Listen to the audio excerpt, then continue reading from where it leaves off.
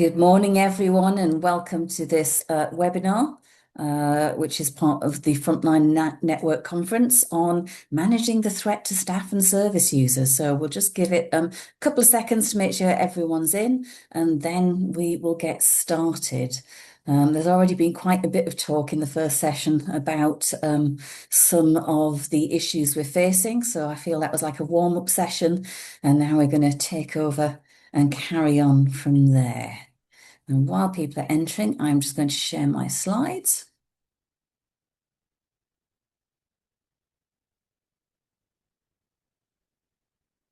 Okay, so there we go. You should also now be able to see my slides. So when I get started, I'm going to introduce myself and some of the slides, and then I'm going to introduce our two panel members after that. So just hold on there. So let me start by introducing myself. My name is Bethan Lant, and I work at Praxis. Praxis is a charity based in East London, but we work across London with people in the immigration system, all kinds of people, including people who've claimed asylum, people with refugee status, those from the EU, lots of people on pathways to settlement, lots of people who are undocumented and don't have any status at present. And we in particular do a lot of work around homelessness. So we work with some of the rough sleeper outreach teams. We do some work with crisis. We do some work with a youth centre where lots of young people are experiencing homelessness go. So we do lots of work at the point where homelessness and migration intersects, really. And as part of my role, some of what I do is share a lot of information about that intersection with other organisations. In that, one of the things that I do is I lead the migrant homelessness frontline network for Frontline Network. So again, running lots of events where we look at some of the issues that come up when you are working in homelessness and also encountering people who are in the immigration status. But today we're going to be talking specifically about this threat to staff and service users in the current climate. Now, I did just want to begin by saying a little bit about the kind of threat. I'm sure most of you are very much aware of the kind of threat, and if you've been watching any news over the last 2 weeks, well, you can't have missed it, really. It's been all over the news, both the TV news, the media, print news, and social media. But it is wider than that. So just outlining some of the different forms that the threat that organisations are facing at present can take. So these come from some of the Hope Not Hate outline of different kind of threats which organisations face. And in another of the slides, there's a link to some of the Hope Not Hate resources, which outlines in huge detail some of the different natures of these attacks. But just to give you a summary, we might be looking at online abuse. So I'm sure many of you, if you do have social media, will find that you have the comments guys, the people who put their thoughts and feelings in the comments, and who we have to often keep on top of to make sure that they are not left there, those kind of comments. But in addition to that, we are now also at an increasing threat of cyber attacks or hacking of social media. Sometimes that can be just a case of people messing around, young people messing around, but often it can be a targeted attack. So we need to be very aware of our online security at present. However, there's also been issues of systems being used against some of the organisations we're working with. So, for example, City of Sanctuary, which was mentioned in the first city, was reported to the charity regulator last year around some of their activities. It was suggested to the charity regulator that they were doing things which were not proper within their remit as a charity. That was investigated and that was found not to be the case. But these kind of things, whether it be making complaints to regulators or contacting funders or asking questions in local council meetings if you get your funding from local authorities, all causes problems in terms of it diverts your resources from the work that you want to be doing and the people you want to be helping into instead having to respond to these kind of things. So that can be difficult as well. There are also some very direct threats in terms of potentially there have been cases of people receiving things in the post, which are not pleasant, whether they be real things or imitation things. And also we're seeing an increase in what's called citizen journalism, which is everyone can film on their mobile phone nowadays. So people with mobile phones and with ill intent turning up at events or at organizations and trying to get quotes from people who were there, trying to engage with people who were there and trying to bait them, to be quite honest. So we've certainly seen an increase in that kind of thing. And then there is also, unfortunately, a risk of personal harassment to people who work in some areas which the far right deem to be unattractive or not the done thing, which can involve staff being followed, actually being targeted on their personal social media accounts, or potentially making threats to them. Following them can happen so much. I actually put it twice in that slide. I hope you noticed, but there we are. Then we have some of the more the bigger things which tend to make the media: demonstrations, intimidation, visible presence outside premises. So the demonstrations against asylum hotels that we've seen in the last couple of years would certainly come under that, as well as some others.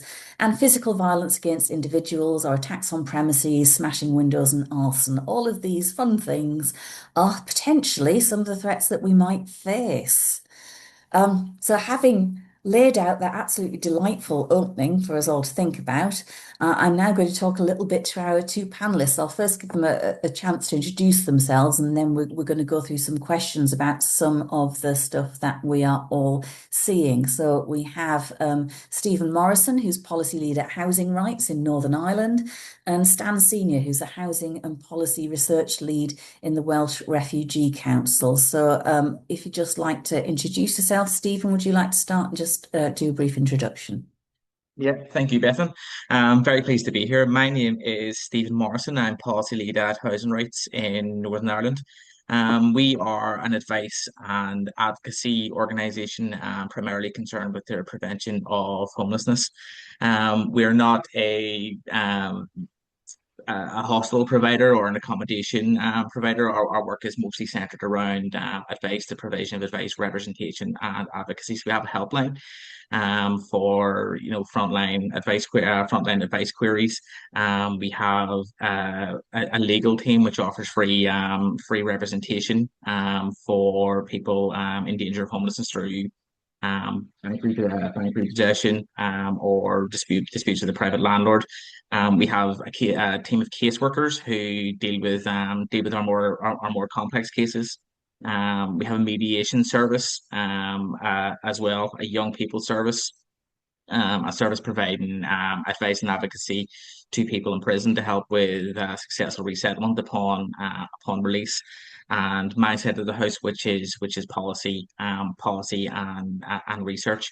Our interaction with migrants tends to come after the point where refugee status has been granted, at which point they have recourse to public funds and are free to present to the housing executive. So a lot of our advocacy and advice work would be centered at that point in time. Great. Thank you, Stephen.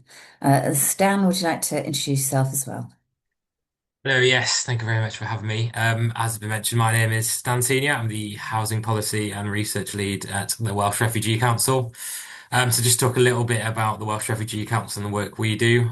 As the name suggests, we provide all kinds of support to asylum seekers and refugees when they come to Wales.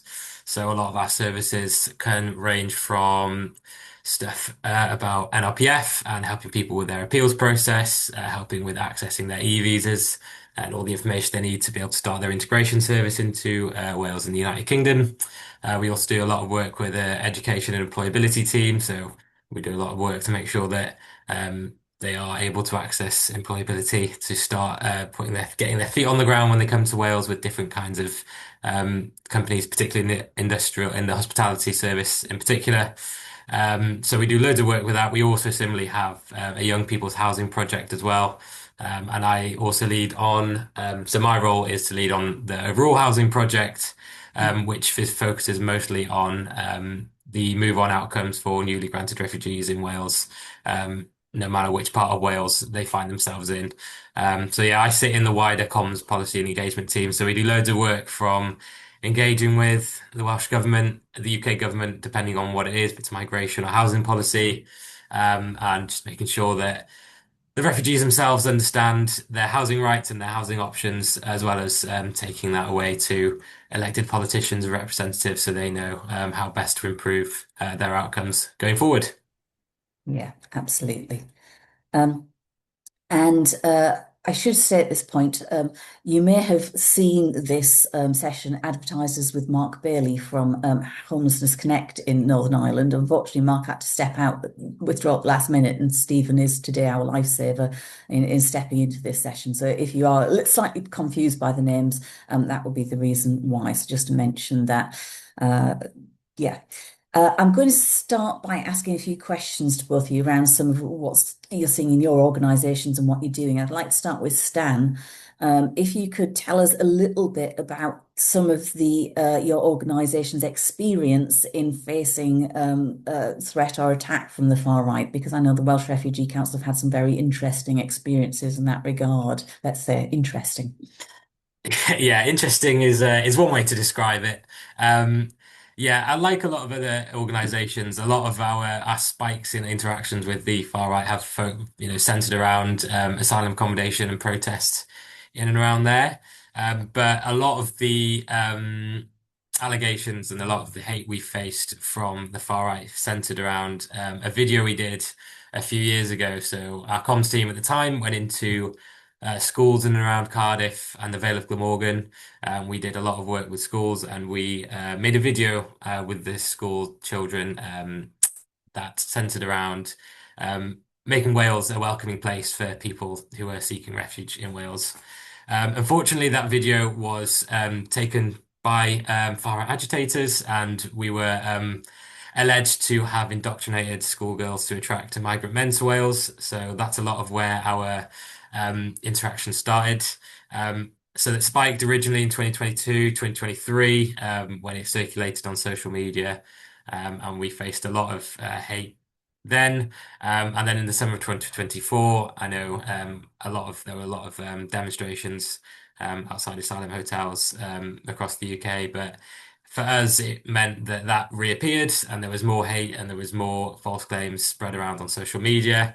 But then the worst of it came in January 2025 when it was picked up by the richest man on the planet, Elon Musk, and he shared it on his social media. And what came after that was, yeah, a pretty horrific wave of hate and abuse towards us, towards our staff, and towards our service users as well. So that was definitely the worst case of it. The experience for us was pretty traumatic. It's still something that lingers with us to this day when it comes to how we work and how we interact with our service users and make sure they're safe. Unfortunately, I don't want to, I don't want to become defeatist and say it's become commonplace, but it is the kind of things you'd expect from interactions with the far right. So it was death threats issued to SLT members in particular, and they faced a lot of the brunt of it. That was pretty graphic. It's safe to say it was pretty disturbing stuff. So that still lives with us to this day, particularly people who still work in those positions. But like you've mentioned, Beth, there were loads of other ways in which we were targeted. So even if it was just basic abuse sent to us on social media, messages sent to our LinkedIn and our Instagram, people, citizen journalists as well, they tend to be actual journalists try and gain access to our offices, even though they obviously weren't, just to, intimidate us a little bit more. Yeah, it was pretty disturbing. So that was definitely the worst of it. And since then, it's not come back too much. Just the past couple of weeks, as things got worse again. Yet again in the summer, I see a little spike again, but it's not been too bad. But yeah, that is the worst of it for us. It was rough, but thankfully we came through the other side, and we've learned a lot, I think, and we can get into that later about what we've learned from that incident and that episode and those episodes actually, because there was multiple of them. But yeah, that's the not the highlight, but that's what people in Wales in particular and other organisations remember about the Welsh Refugee Council is the uh, Yeah, the abuse we yeah, faced. absolutely. Yes, Elon Musk needs a few lessons from Spider-Man on the whole. With great power Yeah. comes great responsibility stuff, doesn't he? But hey, there we are. And Stephen, for anyone who's been living under a rock, would you like to tell us some of what organisations have been facing in Belfast? Yeah, so I'd imagine it was on the news in GB recently. There's been unrest in Belfast over the past couple of weeks, and this tends to be somewhat of a summer reoccurrence in Belfast, usually for different reasons. But the last year and this year, the main center, or the main the main reason given for a lot of the violence has been around anti-migrant sentiment and the far right. Housing rights itself, we haven't been targeted specifically too much outside of some comments on social media, but nothing to the extent of which Stan says happened to them. Our offices are in an area where kind of most of the unrest was taking place last week, and they were not targeted specifically, but you may have seen a bus being burnt, and our offices were slightly damaged in the process of that. So that resulted in a lot of our staff having to work from home, and a lot of our clients, instead of accepting walk-ins, we requested that they contact us over the phone or through our chat service. A lot of the organizations, specifically, migrant organizations and migrant advocacy organizations, will have had a different experience, and have reach out to us regularly to communicate that. So a lot of the steps we have been taking is around supporting them as best we can, taking in referrals for people in housing need. But in terms of far right specifically targeting housing rights, we have managed to avoid that for the most part so far. Thankfully, it's the the intimidation, the threats have been mostly centered on those migrant groups. Yeah, thank you, Stephen. I think it's always worth remembering, often with this bomb right stuff, it does start with migrants and then it quickly spreads to other groups very fast. I remember talking to Mark about an attack on a centre helping people with substance misuse problems, which occurred. So, yeah, I think that it's always worth just remembering and highlighting that particular issue. I've just been reminded by Chris's comments that yes, please do use the chat to share your own experiences and comments. We'd love to see those. And if there are questions you want to ask, put them in the Q&A function and we will try and get some of those as well. So please do use those. Um, so having heard a little bit from both of you about some of the things that are happening in the areas that you're working in, my next question is about, well, so what have you done so far about it? Are there steps that you have taken to try and improve your own systems, your own whatever, to make sure that you feel safer and better prepared to face this when it happens, if it happens again? So, Stephen, I know you're working with lots of organisations across Belfast, and you've probably been giving advice to those organisations. So, what kind of things have you been working on?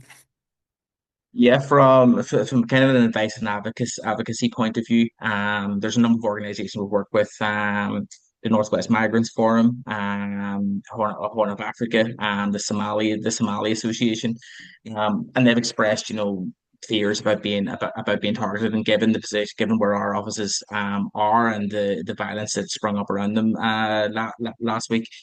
We've taken lessons from prison service, which is around training up peer advocates. So a lot of our engagement with the migrant organizations is about raising their capacity. So we have a training course, the housing advice uh,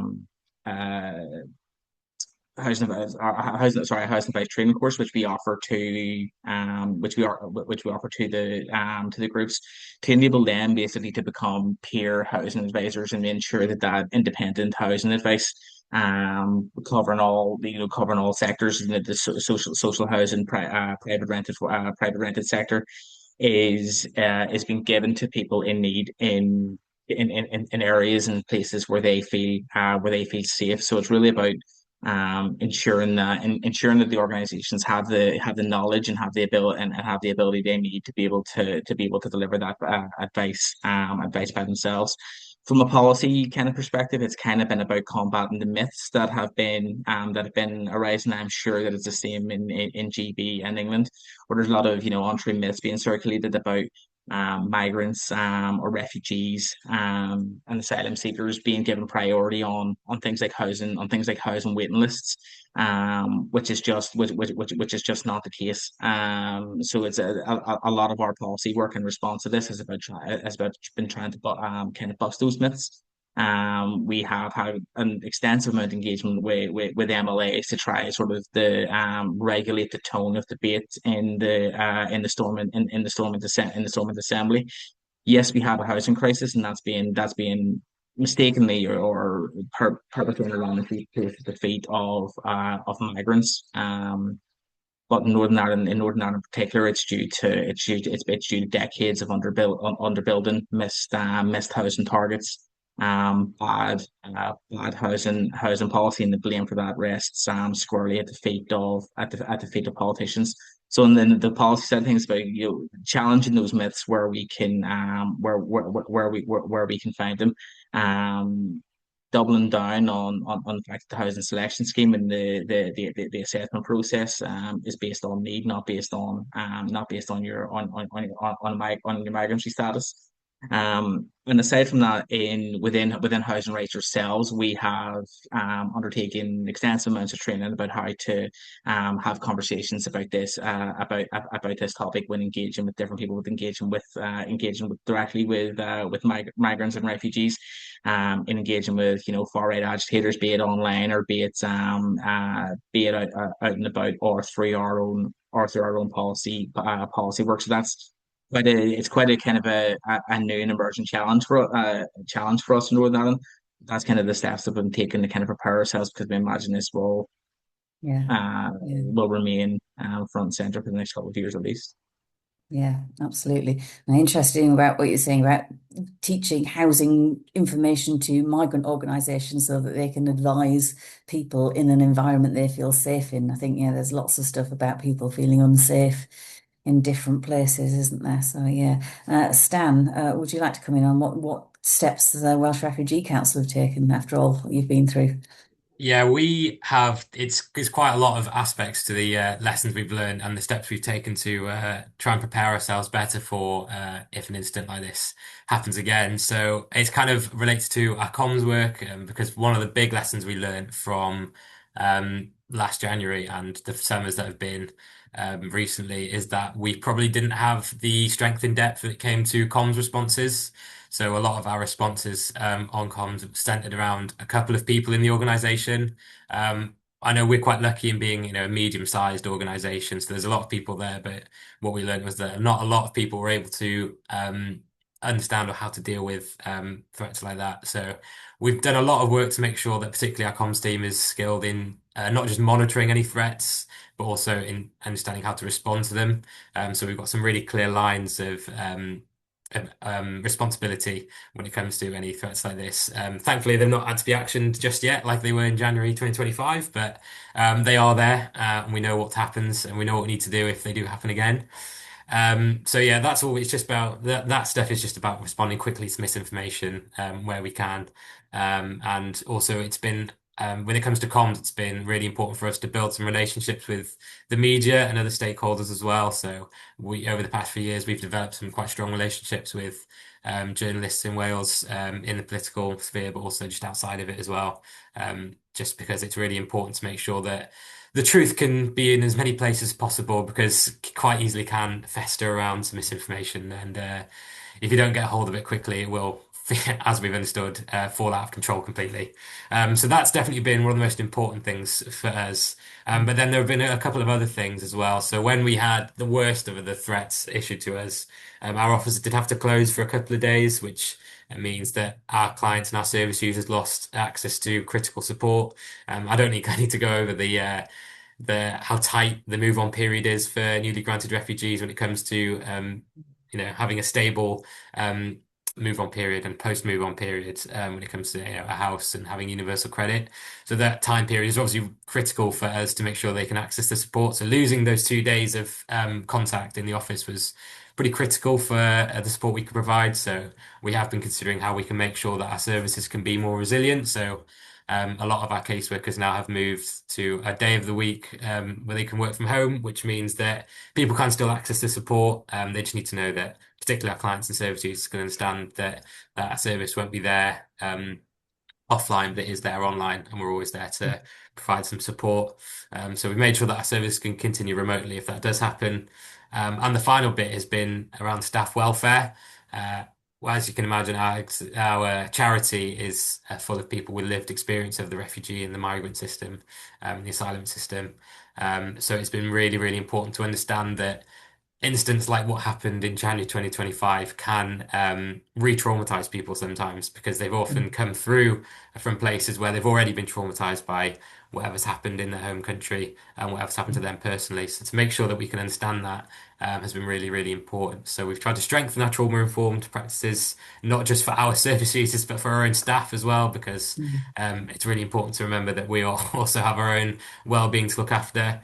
And it's what's something that's been really important to stress for our staff as well is that having this abuse isn't part of the job. It's nothing. I used to work at a bar, and they always used to say you shouldn't be getting abused by the customers because it's not part of the job description. And it's exactly the same for people working on the front line and the rest of the people in our organisation. There's no reason why that should be part of the job at all. So we have tried to strengthen our wellbeing support through some cashback health plans which offer some free counselling, but also making sure that we understand how to take care of our general well-being, particularly when it comes to the winter, because Yeah. if it's January 2025 and you're being sent abuse by I know online agitators, and then also the weather's horrible. We all understand how bad it could be throughout the winter. We try to make sure that we mitigate those impacts as much as possible. So yeah, I think those are the three areas where we've tried to learn as much as possible and strengthen our responses next time. Yeah, absolutely. As you say, the abuse is never acceptable. Yeah, it doesn't matter. It's not part of the job. We shouldn't accept it. Stephen.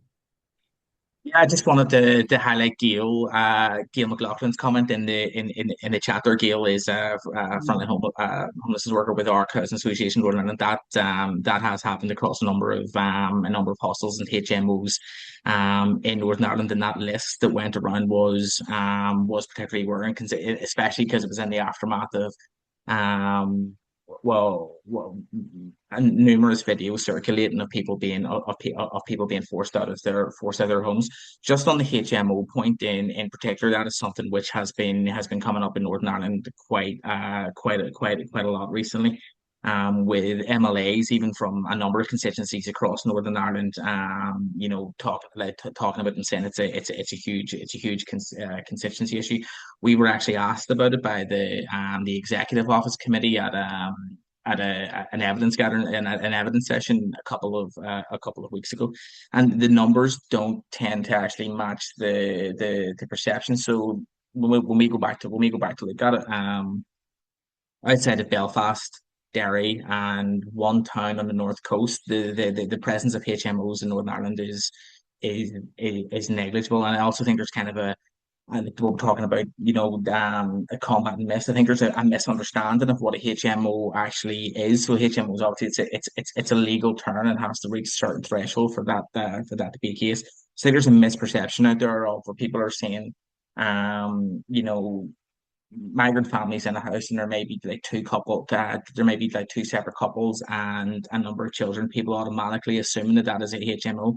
That is not a HMO, because the HMO would have to be from members of a different family. It's kind of been used as a byword at the minute to target migrants, but what it's actually a case of is landlord exploitation of families by either not registering as a HMO if it should be, but also our experience with refugees and migrants in particular is a lot of private landlords won't accept them, and they find it increasingly difficult to get access to private rented tenancies.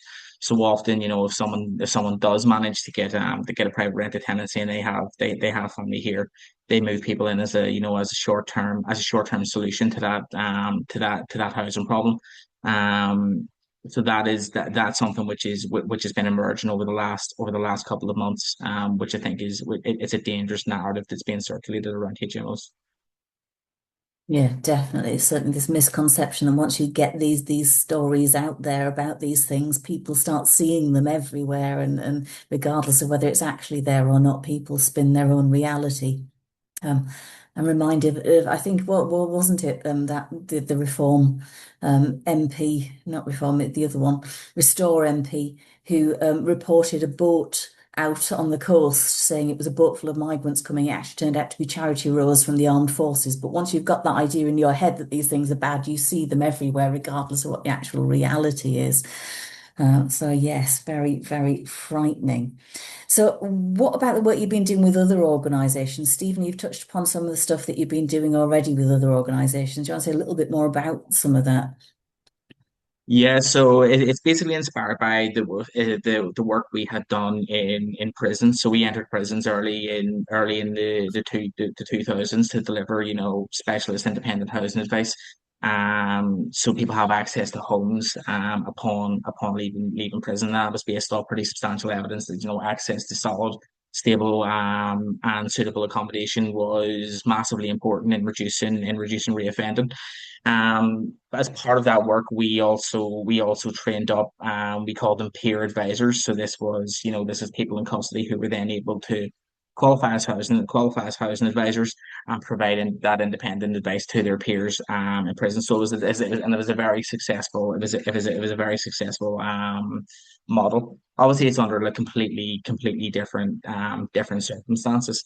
But in terms of access to advice, the Northern Ireland people may newcomers to Northern Ireland may not have heard of housing rights. The homelessness system and the housing selection scheme are very difficult systems to navigate as a newcomer. So we thought, what can we do to you know go out and find the people who need the advice. And the way of doing that was by working through a couple of different partnership organizations who are representative and advocate for migrants across Northern Ireland. So we invited them to take our housing training course, able to train a number of individuals in organizations up to become peer advisors, and they then instantly have access to the newcomer communities that they represent, and are able to provide that advice in a safe way. And they're also trusted members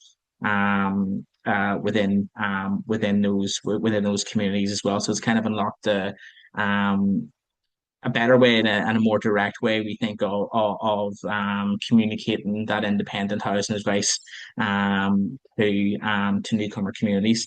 On the policy side of the house, we've also worked with the Law Centre in Northern Ireland. The Law Centre deal with immigration and refugee cases regularly. Some of you may have heard of them. And we worked in tandem to produce a number of recommendations to the Northern Ireland Executive around improving access to accommodation for migrants. Some of the recommendations included better utilisation of the interim duty, for example, for victims of racist intimidation, deferring the determining of eligibility around that as well, so people could have more time in a safe home, if in temporary accommodation, if they wished. And proposals around fast track way to remove the no recourse to the no recourse to public to public funds, so people can apply to be on the housing waiting list as early as possible. Our experience here is most migrants and refugees will tend to try to enter the private rented sector, but it's because of rent inflation in that sector, it's becoming increasingly more difficult. It's the affordability being a huge barrier. So trying to open the way and lessen the obstacles for newly granted refugees the opportunity to present to the housing executive and hopefully get either temporary accommodation or a permanent allocation as soon as possible. Yeah, absolutely. Those policy recommendations are always really important, I think, as well. And I always worry as well that being homeless makes people more visible, particularly the people who've, been granted refugee status and end up on the streets. That visibility can be particularly frightening. Um, Stan, I'm going to ask you what learning you can share with organisations from the experiences of the Welsh Refugee Council. What do you think you can share with other organisations which you found most helpful? From our perspective, I think when we were facing the abuse that we did, it was with other organisations, we were concerned that it meant that people would be more apprehensive to work with us just because it looked like it could be a threat to them and it could carry that a quite significant risk that what happens to us would then knock onto them. But something that we found so just heartening when we were going through it was having the solidarity from other people because the activity of the far right at its core does try to divide communities everywhere. Even though we're we're all on the same side here, on this side anyway, that's for sure. So to have that solidarity from people in our sector and other organizations from far and wide was really, really useful. It made us realize that we aren't alone and actually the challenges that we all face were very, very similar. So since then, we've been making sure that we address the misinformation and disinformation as much as possible.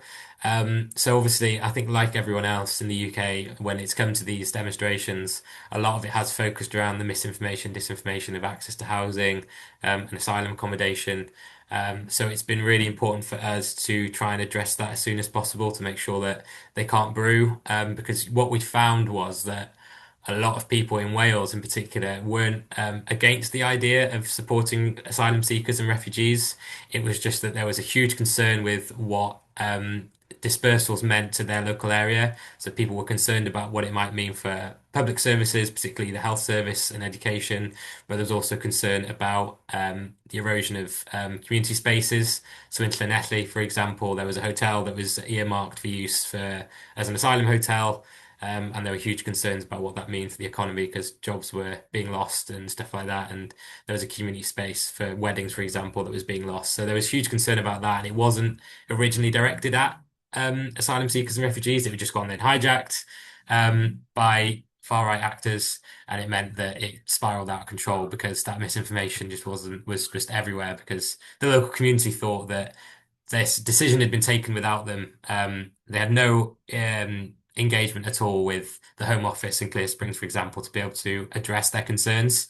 So that's where a lot of, from a policy perspective, that needs to be built in. That community cohesion aspect needs to be built in straight away because that would be the most useful area. But for us, when it comes to addressing it, we just made sure we've gone out into the community as much as possible. So we have like a behind the headlines project, which means we go into, so we've got quite a close relationship with the Welsh Rugby Union, which has allowed us to go into lots of grassroots rugby clubs in South Wales and the valleys. As you can imagine, there's quite a few of them. So it's allowed us to deliver some training to people who are also, very prominent in their local community. We found as well, this is going to be a lesson I think for a lot of people is that people are much more trusting of local government and local communities than they are of national governments, whether that's the Welsh government or the UK government. So having that information delivered to them by local people that they know and they trust, we found has allowed us to be able to deliver that information much more effectively because it means that people are just more likely to be able to accept what they hear. It doesn't work with everyone, as you know. I'm sure we've all tried to use facts when we've tried to enter these debates, and sometimes they just bounce off people because they're just set in their ways. But we have found that, yeah, local communities and local significant influence, people with significant influence in local communities have been very useful for us when it comes to preventing something like this from happening again. Um, when it comes to what we've learned as an organization as well, one of the biggest lessons we've learned is that you just have to assume that no one else is actually monitoring the threat. We were concerned when the abuse spiked, that we ended up taking a lot of the information to the police, for example. I know they're obviously dealing with their own pressures and, financial pressures and service pressures themselves, but it was frustrating that on top of having to deal with internal pressures, we were also having to make sure that those public services were also aware of what we were facing. So that meant that sometimes, particularly even when we went to institutions, it meant that there wasn't always an appreciation for what we were going through. So it was a little bit difficult. So having that threat monitored, ideally by obviously it can be difficult for small charities and organizations to monitor that threat constantly. But that was something that I think we learned quite quickly was that not everyone was monitoring the threat just because it was quite acute to us and our organization and the communities that we support. So that was definitely the biggest lesson we learned. From our perspective as well, it can be quite unique. We're in a quite unique situation where our community members are probably one of the first people to pick up shifts in community tensions, just because they are usually the people who feel the impacts of it first. So we've always tried to take our staff, since then, and even before then, we're obviously trying to take our staff concerns very seriously, and not underestimate what the threat could play out into. So that's been a lot of what we've learned. And going forward, it's meant that we're just trying to be more proactive in monitoring the threat, engaging with institutions and public services so that everyone understands what it is we're going through.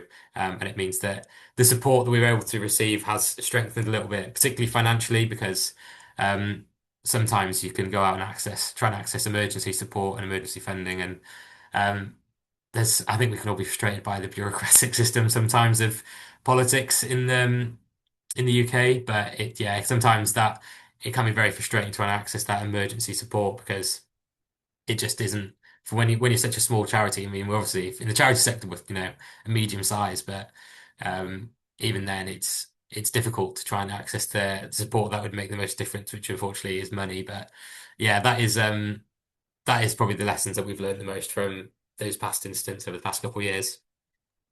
Yeah, I think it's interesting you're talking about the different ways to get the message across. I mean, I think I might say it was Mark Twain. It was usually Mark Twain who said that a lie can be halfway around the world before the truth has got its boots on, and that was like over 100 years ago. So now a lie is generally, gone several times around the world before we can even respond. So it's looking at how we respond differently in a way when social media and those hate messages can get out from social media quite so comprehensively, I think.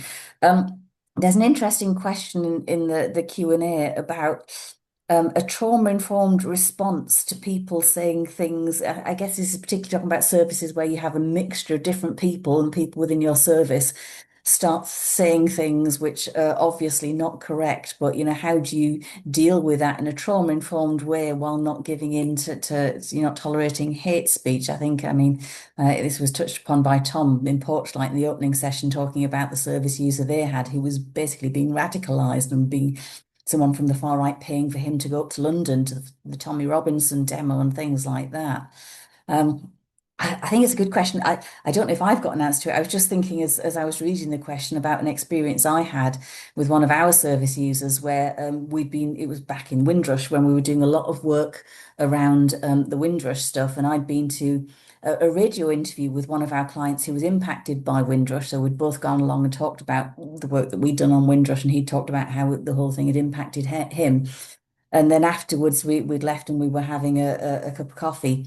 And this service user started telling me about how Jewish people ran the world, and it was all being run by a cabal of Jewish people. And I'm not sure I dealt with it very well, I have to say. At the time, I was kind of a bit thrown, and I think I was trying to be gentle while, as you said, trying not to tolerate it. So I was saying, this is not okay. This is not true. I don't, why do you think this? I was trying to get into that unpicking, where is this coming from? Why are you saying this? And again, I think there was very much a diet of social media misinformation behind a lot of this. And certainly I'm not sure I have an answer to how to unpick some of that. I think it is about, trying to unpick it quite gently and talk to people about where it comes from. I don't know whether either Stephen or Stan, you have any thoughts on that at all. Stephen. Uh, yeah, it's a difficult one, and it is hard not to get thrown. I think trying to gently unpick it is is a good way to go, because generally the kind of argument falls apart as the person starts analyze it themselves. I think an important part of if you're having to have some of these conversations is acknowledging that the person is feeling like they're feeling, and they are in the position that they're in and facing the challenge they're facing, for a reason, but providing the alternative kind of reason for, putting in the context of, almost 2 decades of kind of constant austerity, decades of, not meeting housing targets, of consistent welfare cuts, of consistent, local housing allowance freezes. And once all these things, sort of come together, in my experience, and dealing with service users who have said similar things, they do tend to come around. But it's like that initial kind of fury where, they're being taken advantage of by far right actors on social media, feeding disinformation. But they're playing on some very real, like, fears about, a person's life, about their access to work, about their access to housing. So it's about acknowledging those fears, but providing the actual kind of reasoning, and the policy reasons for it over the past 2 decades or so. Yeah, absolutely. Yeah, I think you're right. We can't minimize the kind of issues that a lot of people are facing. Stan. Yeah, I was just going to go back to the question in the chat as well. And as I mentioned just before, I think a lot of the um, frustrations and the beliefs that people come from, they're obviously born out of misinformation partly as well, but they also come out of obviously misinformation about who's getting housing and where they're getting it from. And obviously, we all understand there has been much harder economic pressures on a lot of households recently. So it does mean, I think, that some people, as the far right actors like to do, it seeks to divide, seeks to make access to support and access to welfare a competition. When at the end of the day, I think when it comes to responding to hate speech, I think it's much more effective, as we probably know, to understand that building more houses and having a community that's safe for you is something that benefits just absolutely everyone. And it would be invaluable, really, just to go and attack one group in particular for um, any of the problems that we face in this country, because it would just be, as I'm sure we can all appreciate, a bit of a waste of time because it's not going to get us anywhere. But yeah, sometimes I think, yeah, when you were talking about that example you had, Beth, and it was sometimes when someone comes to you with belief that you've never heard before, it is like you don't know how to respond, but because sometimes when someone comes to me with some misinformation about the refugee or migrant sector, obviously we work in the space and it's much easier to answer because we know all the facts, and we know which ones are best used. But yeah, sometimes it's kind of very difficult when someone comes to you. But I think that would be the overall message I would take, is just making sure that people understand that more homes and more security in your community is something that there's a benefit for everyone. Yeah. Um, One of the things that Praxis did do, we put it out, I think, just before Christmas, when lots of people are going back possibly to homes and people who might have not have the same views as them. We put out a guide to having I think, I can't remember, we called it courageous conversations or difficult conversations about, how you talk with people, relatives, quite possibly, who might have some views which kind of raise eyebrows, but you don't want to just attack them. And how do you have those conversations in a way which is constructive and gentle, but still, enough to challenge people. So, yeah, I'll see if I can dig out the link to that at some stage and share that as well. But yeah, that might be a place to start. I'm going to go briefly back to the slides, and then we'll finish off the conversation in a minute. But I want to just go over a couple of things on the slides at this point. Please do keep putting questions in the Q&A if you do have them. But there are some resources here which I'm going to send out. Obviously, you'll get them with the slides, which are really good places to start to look at some of the things that organisations might need to do around improving their safety. And some of that is around comms and things like that. And some of it is very practically around safety and security on a very practical level. But I wanted to give people a quick chance to share any good practices that they may have around service user and staff safety in your organization. So I'm just inviting people, if you want to put anything in the chat while I'm talking of good practice in your organization, please do put that there, and we can have a look at those and share any really good practice. So have put those in now. I'm just going to say a couple of things around some things that I think that are useful potentially in the way some of the things that we're thinking about here. So I did want to say in particular. I think this is a point that's been made several times today, but it is a small number of people making an awful lot of noise, you know.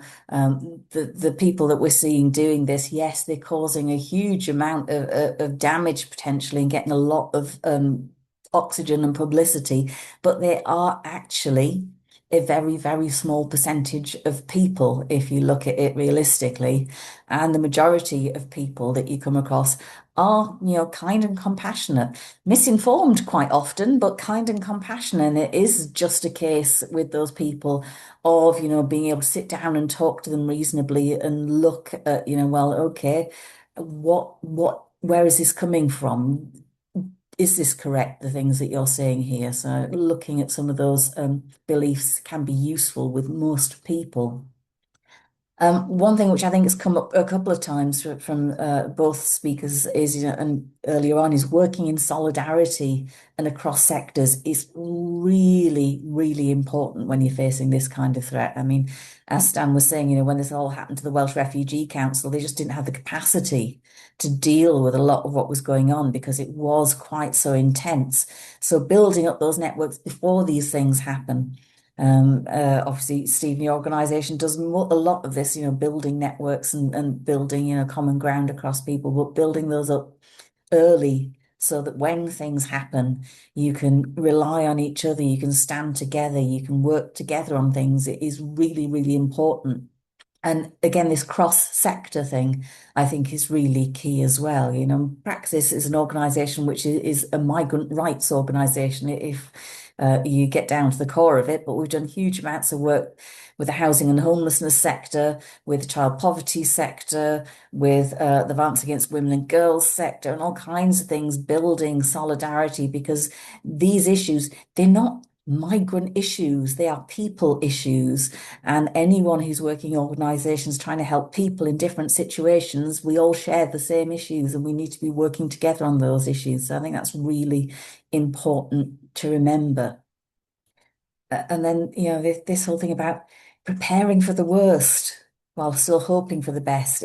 It's not being pessimistic to plan for the worst. I know we can get a bit doomy sometimes. I know I sometimes get a bit doomy, kind of like, oh my goodness me, all these terrible things are happening. Should we be doing this? Should we be doing that? Well, we should be planning for the worst. And some of that is really, quite dull and technical stuff in some ways. So stuff like business continuity planning, I mean, it doesn't have to be a far right arsonist, but if your premises burn down and no one can go in, how does your business continue after that? Are there plans around that? But those can extend to some of the situations that we're facing. So again, looking at one of the examples that was cited, I think by Stan, talking about doing work online. We all learned a lot during lockdown in particular about how we can continue services in extreme situations. So I think some of that learning is really important to working and getting some of that those emergency processes in place and thinking about what might happen. And then this one I think is really important. Having good safety and security policies or one-off training isn't enough because in emergencies, people panic. And really repeating this stuff is key. So, I mean, at the moment at work, every now and then we're having evacuation drills, which, sounds a bit crazy, but, if it happens, we all know what we need to do. We're not going to panic. To give you a counteracting story, I was in church on Christmas Eve for midnight mass, as I often am, and at some stage, the Advent wreath caught fire and went up in flames like that. Now, we have fire safety procedures in my church. We have people who've been trained on things like that. And we have fire extinguishers right next to that wreath, and people ran around flapping, not knowing what to do, and throwing vases full of water over it. And I was there saying, fire extinguisher, fire extinguisher. But it's just illustrative of when things like that happen, people panic and lose their heads, and practice really can help in those kind of situations. Just practicing, what do we do if this happens, and going through it again and again, it really is important. Funding for safety measures and for things like that, and for support measures. I know some funders and some local authorities during some of the riots reached out to us and said, are there things we can do? And one of the things we said, well, is there funding, for example, to have a review of our premises in terms of the security aspects, or to change improve the lock on this door and things like that? Very practical things which we could do, and some funders were able to do that. So it is worth having conversations with funders if you're worried about your premises, if you're worried about this kind of thing. And I think, again, one of the things that we have to look out for is this huge overwhelm and depression, which can happen amongst people, amongst staff, amongst service users, amongst all of us, when we're faced with this kind of thing. And you sometimes do, you switch on the news and you look at it and you think, again, really? Do we have to do this all over again? And is this happening again? And I think really being aware of that and being kind to each other. Again, it sounds so soppy, doesn't it? Be kind to each other. Yes, be kind to each other. It is soppy and it is effective. We really have to look out for each other, to look out for our colleagues, to look out for our service users. And remember as well that all of us deal with these things in different ways. And just because a colleague, seems fine on the surface, they're not necessarily coping well, and recognizing those different coping strategies. And particularly, I think, thinking about colleagues who might have lived experience themselves of migration, or colleagues. I mean, again, we're very aware in our organisation that what's happening hits someone like me very different than it does to some of my colleagues who are people of colour and who feel at risk when because they are visibly different and could be targeted while out. So, I mean, thinking about some of those things, I think, is really, really key. Yeah. So I'm going to stop sharing there. I wanted to just have a look in the chat and see if there are any really good examples of things that people are doing.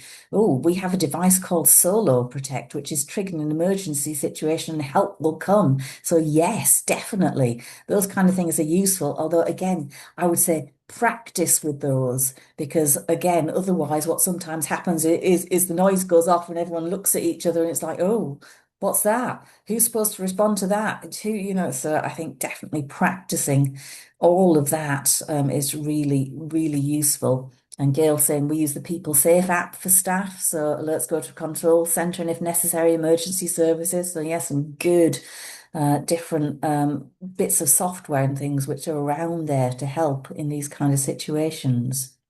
We have a high-risk group chat for sharing information about the location of auditors and racist aggressive service users while doing outreach on the streets. That's an interesting one, definitely, because yes, as we say, we do know that yes, we do have lots of people who are misinformed in our services, but we do have people who can be quite aggressive, who can be quite dangerous, and being aware of that and having, making sure that staff are aware of that is really, really key as well. So that's really interesting, Daniel. Thank you for that one. My team received training from our local council, Camden, about Prevent, specifically their programme to try and intervene in radicalisation to far-right extremism. As part of this, they tailored the training to our service and advised about how to safeguard our drop-in spaces, engage in conversation and challenge viewpoints of service users who were sharing misinformation. I would really recommend seeing your council if your councils provide a similar training. Thank you for that, Jessica. That's really good advice. Yes, definitely. Lots of local authorities are stepping up. Lots of voluntary organisations are stepping up and providing trainings on these kind of things. So definitely it's worth seeing what's available in your area and who might be out there to give you support and advice on this, whether it be your local authority, whether it be a regional authority or a voluntary organisation. Good. And we run a drop-in support service at the library. Many people come to our door to ask about what we do. So rather than specifically saying we work with asylum seekers and refugees, we describe our services providing support to anyone who's new in the borough. Yes, And yes, I'm aware of this in Newham, Kelly, isn't it? That's right. Being very, very careful about how you advertise services, which is a shame that we have to do that, but I think it really does help, often in terms of safety, to think carefully about how we're advertising services and who we're advertising to them to, where we're advertising them. So yes, that's a really good one.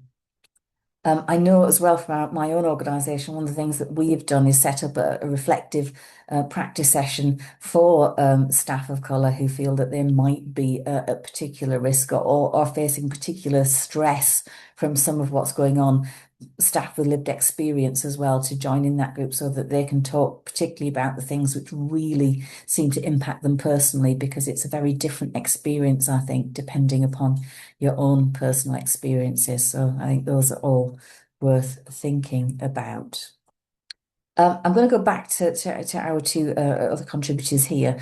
I want to think about, are there things that we should all be doing to reduce the risks to both our staff and the people that we're working with? So based upon some of the things that we're talking about, is there anything that jumps out at you as stuff that we should definitely all be doing? Stan, let's start with you. Big question, but yeah, happy to answer. Yeah, I think for when it comes to your organization, I think I've touched on it already, but building relationships before you need them. So I mentioned with the press and the media and journalists, making sure that you've got those contacts in place already, but also with local authorities, the police. In Wales, we're quite lucky to have a community cohesion network as well, which means that people can come together from across Wales just to make sure that we understand where threats are, where they're emerging, the nature of them, how serious we might think they are, just so we know that we can be as prepared as possible when it comes to those incidents. So I think that would be that's one really important lesson. And the second thing would be for organisations is to have a plan. Because it can be quite easy just to react to everything. But I think if you can understand or predict a little bit the kind of threat you might face, it'd be good to ask yourself how do we want to respond in the first day or the first hour and then the first day and then the first week, just so you understand how best to control it. Because I think that would be it, just making sure that you plan ahead as much as possible, because obviously you can't predict it, but it doesn't mean you can't not expect it at the same time, because they might, yeah, they could, the threats can arise at any time, at any given moment, and it's unfortunately out of our control. But I think the most important thing, and this is probably a little bit for government and elected politicians as well. But one of the most important things for me in the policy role that I do is investing in our community cohesion, because it's something that is so frequently, I think, ignored when it comes to particularly asylum accommodation. In the past, it was obviously a system that didn't serve to benefit anyone at all, because it isolated asylum seekers in particular from any contacts in their communities, and it also provided a pretty clear and um, yeah, a pretty visible, sorry, that's what I was going to say, pretty visible line of attack for far right actors. So I think having that, because they often, as I mentioned, or they try and latch on to um, areas where communities are already concerned about how things get decided without their engagement. So I think when it comes to anyone in the room, I think it'd be a call to action would be ask your MP or your MS if you're in Wales, or devolved, or a local councillor, to consider how they can better invest in community cohesion and make sure that they empower people in local communities who they know have quite a big role to play in local communities, to make sure they have a toolkit to best respond to misinformation and disinformation as it becomes obvious. Because I think you mentioned with social media, particularly WhatsApp groups and local WhatsApp groups, even at a hyper local level, they spread like wildfire sometimes in those groups. And the people who have the best intentions to address it aren't always what's the word? They don't have the best tools at hand to deal with it, and it often means that their responses aren't as efficient, as effective as they could be. So, yeah, I think those would be the key lessons for all of us to take away from making sure that these threats are mitigated as much as possible. Yeah, definitely. Interesting what you say about building those relationships with people like police as well. There's some good information in some of the links that I put on one of the slides about, these sometimes reluctances to talk to the police, particularly amongst communities where the relationship with police might be difficult. They might feel they come from a community where they feel that they are criminalised and looked upon by the police in a certain way. Obviously, in Northern Ireland, there are historical issues with some of the police and things. So, I mean, there is some interesting guidance and thoughts around some of that if people are thinking about and tackling some of that. And yeah, I think what you're saying about asylum accommodation, I think these moves to what they call large sites, sticking people in army bases, is really, really the worst thing that they could do in terms of community cohesion and trying to help overcome some of this. I was at a government meeting where they were consulting with people about some of this. And they were saying, "Oh no, no, it's wonderful because we can make sure that they're all safe there." And it's like, yeah, I'm not quite sure that that works quite how you think it does. So yes, it's a really tricky one. Stephen. Yeah, I echo a lot of what Stan says. Fostering kind of good relationships is key, and that's it's it's not just like migrant specific organizations dealing directly with migrants. It can be organizations who are impacted by the the journey of a migrant from asylum seeker to refugee status under the housing waiting list, or looking to access benefit or seeking to access employment. Good relationships there, and so there's the easy cooperation if if and when an emergency does occur. There's a good example of this in Northern Ireland with the police in general. It's a program called Complex Lives, and it's aimed at people with kind of complex issues, sometimes addiction issues. But there's an agreement there between the police service in Northern Ireland and the housing executive. And Gail might be able to correct me if I'm wrong. I think housing associations as well are involved in that, where people can get access to support as quickly as possible. So fostering those good relations between charities, between housing providers, between statutory bodies, between government, and that also allows for unified policy responses if and when it comes. They are associate are working with the law centre in Northern Ireland has enabled us to be able to tailor some of our housing policies specifically to help migrants with access to housing. So things like that increase the capacity of organizations who are providing services across the board. So it's absolutely key that those good relationships exist. And yeah, from the policy side of things, addressing the actual root causes of what drives people's fears, and those causes of what allows the far right to prey on ordinary people and inflame racial hatred. So that is things like community cohesion. That is things like addressing housing shortages. It's making sure councils and the Northern Ireland Housing Executive have enough the temporary accommodation and reasonable temporary accommodation in areas, and then to enable them to build permanent social accommodation. It's about not cutting benefits, and those type of social issues, which give the right an easy way in to present societal challenges as a competition to be competing with migrants with. So speed drill not home, yes to MS is to your MPs, and if you're in Northern Ireland, your MLA as well. Yeah, absolutely. Yeah. And I think it is, very much about being prepared for what goes on, what will happen. We know that a lot of what happens is organized by people who are opportunistic. And when something happens, whether it be, a really terrible attack or tragic murder or something like that, then there is a strong chance that there will be some kind of group trying to use that to their own advantage. So there needs to be an awareness of that from amongst us, I think. And I think, yeah, something you were saying there, Stephen, I think a lot of the The solutions are about better universal provision, not about better provision for migrants, better provision for this group. It's about better provision for everyone. Because it's this thing about well, it isn't the fact that there is this group here that you're getting terrible accommodation. The fact is all the accommodation is terrible. They're in terrible accommodation as well. It's about getting better temporary accommodation for everyone, better housing solutions for everyone. So I think it is about that universal aspect. Um, I'm just going to share another slide and then I'm going to come back to both of you in just a second, which is just one last slide I wanted to share from me, which was just about some of the frontline work that we do.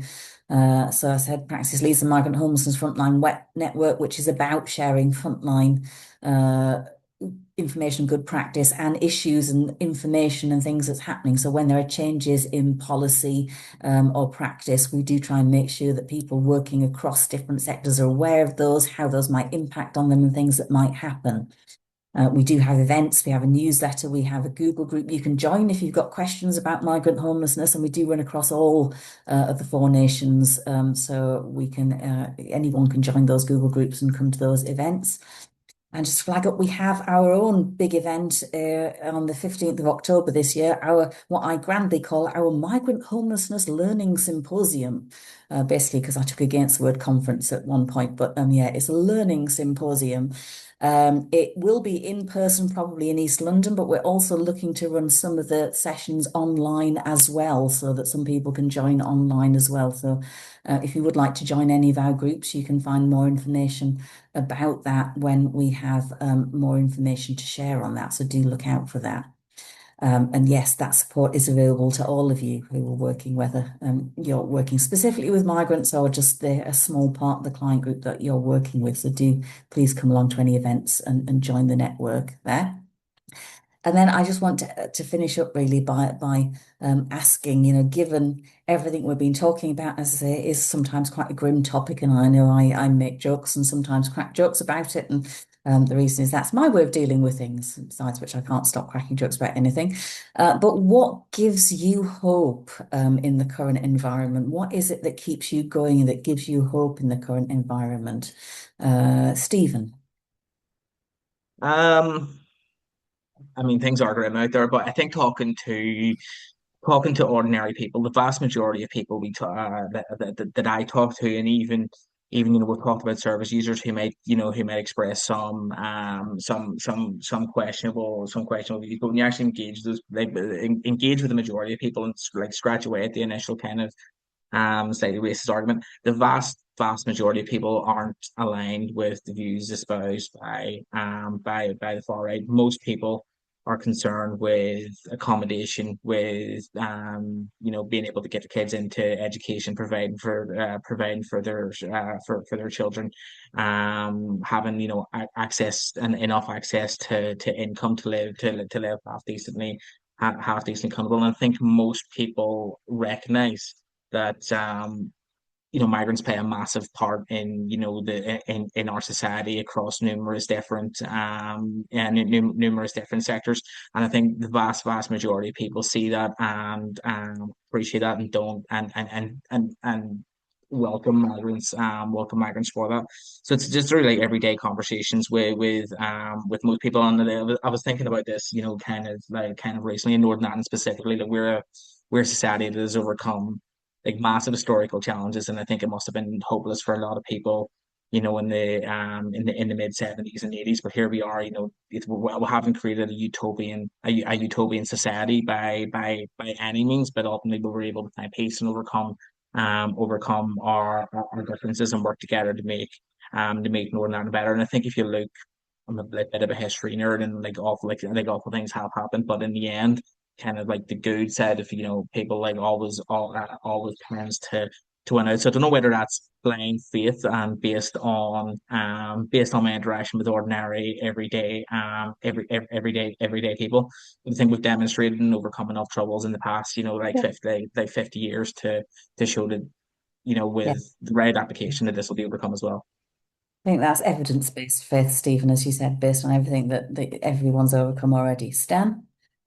Yeah, and a similar thing to what you've mentioned before, it's just that the hate that we see sometimes in headlines is such small numbers compared to everyone else. So over the past couple of weeks, things like the Pride Coming in March in Cardiff, and our own awards evenings were attended by, well, the Pride Coming in March was attended by thousands of people, and our own awards was another 200 people. So it's just knowing that things like that are always happening, maybe not getting the attention they deserve as much as they as the counter to that is happening. So that's obviously something that gives me huge hope. But also just working in the industry and in this sector means that you regularly see people just helping one another out, and it's just always welcome and it's just always inspiring to see because it means that it's just a reminder that yeah, it won't win because how can it? If you just stop helping the people that need the support the most, whoever they are, it means that the other side wins. So it's always inspiring to see that because people are always going to need help, and organizations like ours are always going to be there whenever people need them. So yeah, I think that's one of the most inspiring things for me. Wonderful. Yes. Let's end on that. We will always be there to help people, help those who need it, no matter what. Yes, I just want to say a really big thank you to both our contributors today, to Stan and to Stephen, particularly who stepped in the last minute, but you've both been absolutely wonderful. For those who, if we have other people here in Northern Ireland, just to flag up, as Homeless Connect do run the Northern Irish Frontline network and share lots of really useful information and support. And there are other frontline networks in your area that you might be able to join as well. So please do look out for those. Thank you for coming. I hope you found something useful to take away with you. Do join networks and enjoy the rest of the conference. Thank you very much.